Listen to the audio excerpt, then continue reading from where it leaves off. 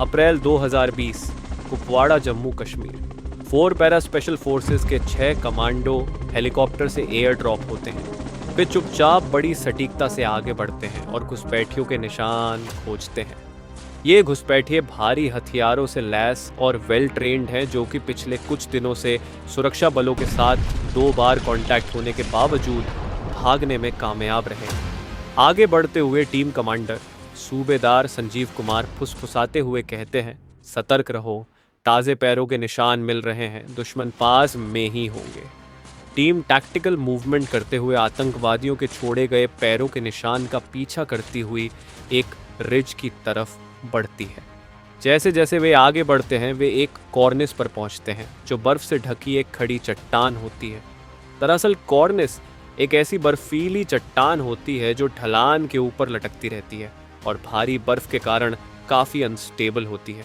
आगे बढ़ रहे पैराट्रूपर बालकृष्णन बोलते हैं, सर, बर्फ यहाँ अनस्टेबल लग रही है। सूबेदार संजीव कुमार जवाब देते हैं, सतर्क रहो और धीरे धीरे कदम बढ़ाओ।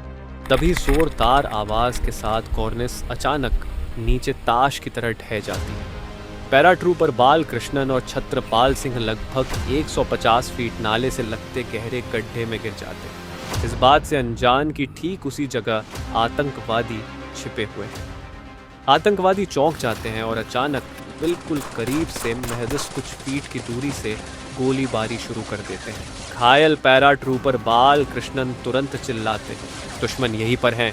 गनफायर और अपने साथियों की आवाज़ सुनकर सूबेदार संजीव कुमार और बाकी टीम के सदस्य भी तेजी से गड्ढे की तरफ दौड़ते हैं और उनकी तरफ कूद पड़ते हैं। इसी दौरान गड्ढे में भयानक हाथापाई शुरू हो जाती है।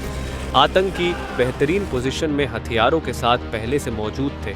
हमारे कमांडोज फ्रैक्चर के बावजूद तुरंत अपने हथियार संभालते हुए उनकी तरफ झपट पड़ते हैं और आतंकवादियों से गुत्थम गुत्था लड़ाई शुरू हो जाती है। देखते ही देखते खूनी हैंड टू हैंड कॉम्बैट और चाकुओं के बीच गोलियां गूंजने लगती हैं और बर्फ खून से रंग जाती है। 2 आतंकी मारे जा चुके हैं और हमारे जवानों को भी गोलियां लगी हैं, जिसमें पैराट्रूपर अमित कुमार को करीब 15 गोलियां लगी हैं। बुरी तरह घायल टीम कमांडर सूबेदार संजीव कुमार अपने जख्मों की परवाह न करते हुए आतंकी से लड़ते हुए चिल्लाकर उनकी लोकेशन बताते हैं। टीम जबरदस्त फायरिंग करते हुए उन्हें वहां से बाहर निकालती है। आतंकी जो उस जगह से परिचित होने के कारण एडवांटेज में थे, मगर घायल कमांडो सुनिश्चित करते हैं कि कोई आतंकी बचकर भाग न पाए।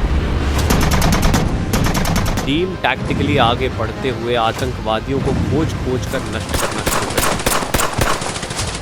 इसी दौरान एक आतंकवादी भाग रहा होता है। कमांडो उसका पीछा करते हैं और बुलेट इंजरी के बावजूद ग्रेनेड से घायल कर देते हैं और उसे भी आगे कुछ दूर जाकर मार दिया जाता है।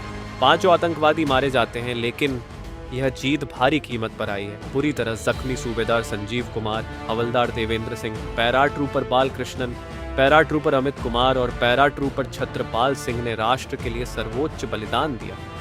ऑपरेशन खत्म होने पर अकेले बचे कमांडो ने ऑपरेशन के बारे में बताया कि 4 तारीख को हमें खबर मिली है कि हमें 4 से 5 टेररिस्ट यहाँ से भाग के निकले हैं। तो हमें यहाँ से हेली के द्वारा उस जगह पे ड्रॉप किया गया। तो वहाँ पे स्नो इतनी ज़्यादा थी कि हम छाती से ऊपर तक बर्फ में धंस गए।